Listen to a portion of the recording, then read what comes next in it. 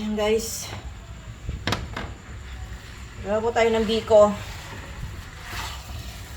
Ayan. Sabi nila, maganda daw ang mga malalagkit sa bagong taon. So, ayan. Malagkit po ang aking ihahanda. Gawa tayo ng biko. Ang biko ko po ay merong langka. Ayan. Yan ang halo niyan, langka. Siyempre, gumawa ko ng latik. Ayan, kung makikita nyo. Sarap. Latik, oh.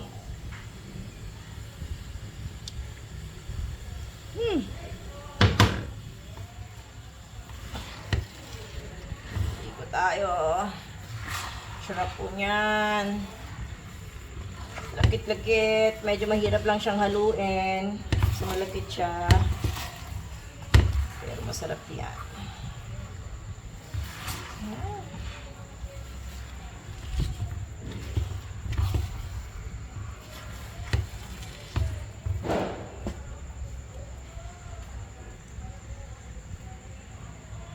Yan, mga kamasa at kamam. Alala ko po yung nanay ko kasi favorite po ng nanay ko to. Ito yung lagi niyang ginagawa pag bagong taon. Yan, actually gumagawa rin yun ng ng ibos. Yung ibos po, that's Ilongga term. Parang suman siya, yung binabalot sa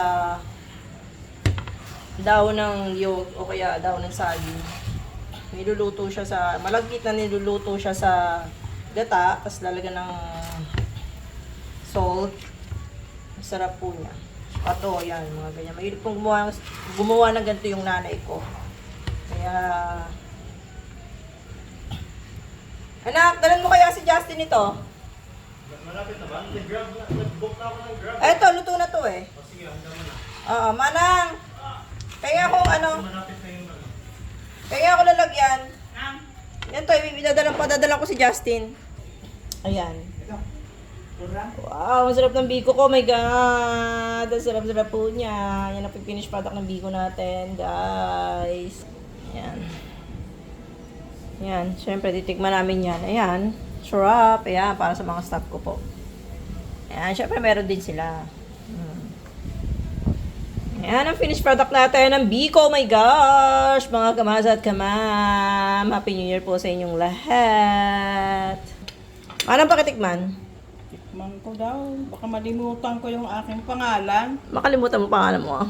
Wow! Ano masasabi mo? Sarap talaga. Grabe! Grabe. Sarap ba, Manang? Sarap. Ayan. Wala pangalan ko. Ayan, nakalimutan ni Manang ang pangalan niya. What about you? Ha, kayo? Ano? Makukulit mong alaga yan. Nandito sila lahat sa loob kasi bawal po sila sa labas muna dahil putukan. Kawawa naman sila pag maingay. Ayan.